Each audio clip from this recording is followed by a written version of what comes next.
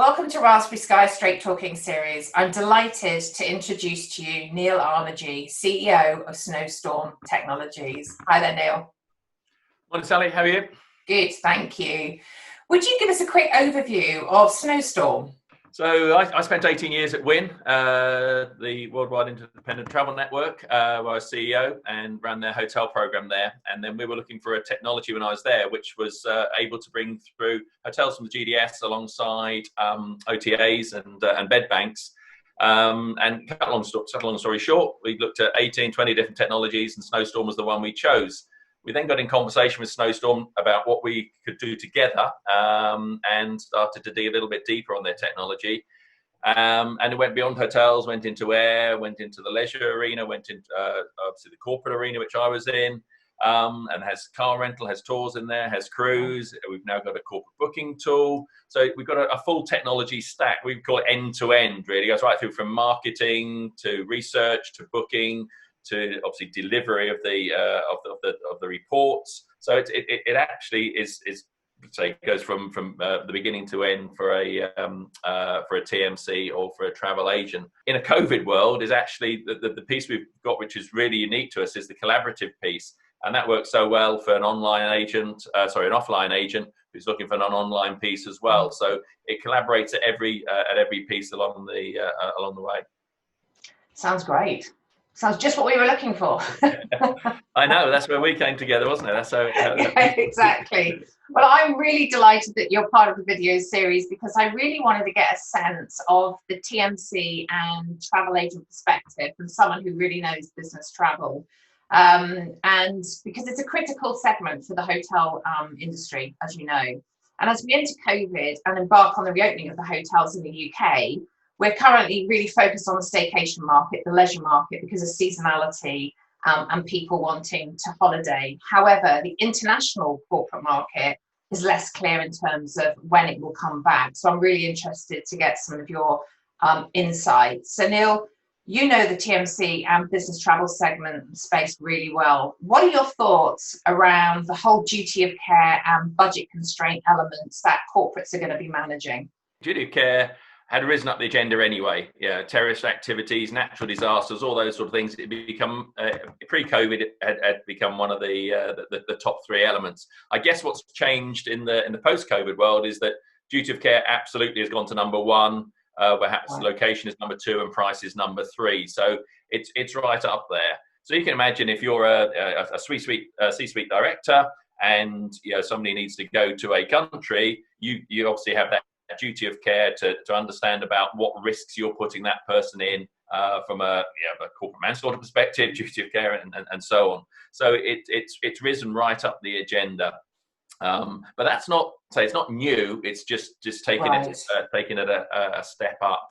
And in terms of the budgets, do you think that the corporates are going to have the kind of budgets that they used to have for the overseas travel? In the short term, there's going to be a need to travel. So if you've not travelled, if you're a buyer, you're not seen your supplier in a while. If you're a seller and you've not seen the buyer in a while, if you've got regional offices, there is a need to travel. And so there is a pent-up need, like we've seen in leisure travel, as the restrictions have reduced, and we're seeing an uptick in inquiries for leisure travel. So from a corporate perspective, absolutely, there's going to be a need to travel. I think budgets will always be number one on the finance director's agenda, and obviously key to the operation.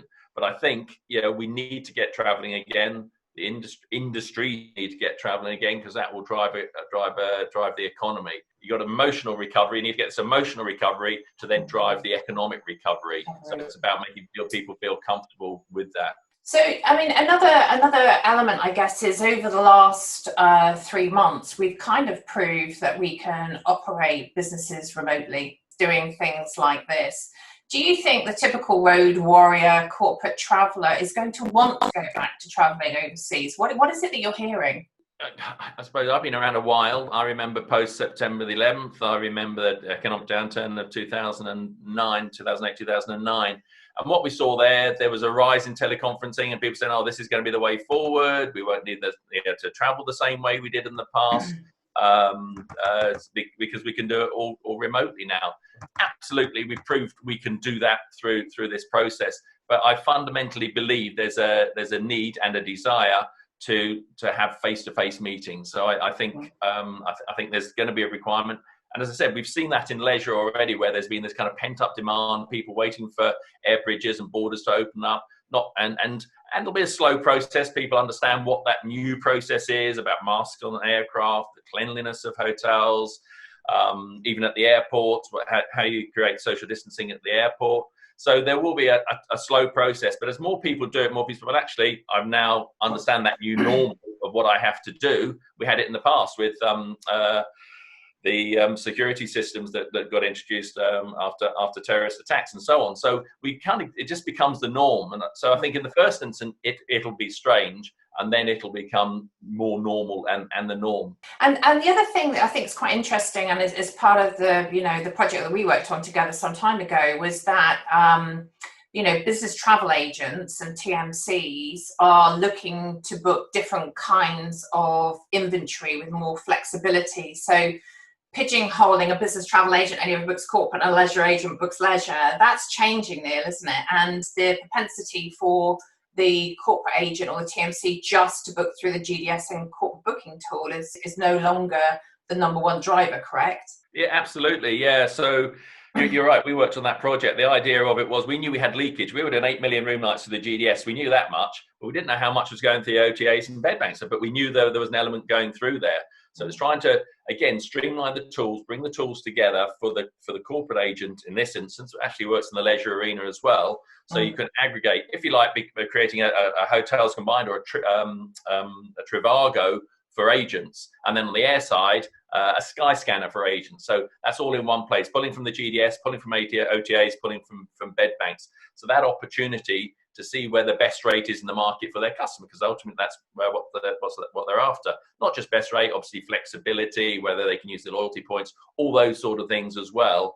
But ultimately being able to play back to the traveler or the corporate account that they have that kind of quality control where they're looking at the market. So that's to say that's one of the things that we did at Snowstorm. So that works on that side where you're digging deeper. It's not just about GDS corporate, OTA leisure. There is that merging between the two. You see it more outside of outside of Western Europe, where you go to Asia, they're travel companies. If it's leisure, they'll sell it. If it's corporate, they'll sell it. Inbound, outbound, MICE, FIT, the whole piece.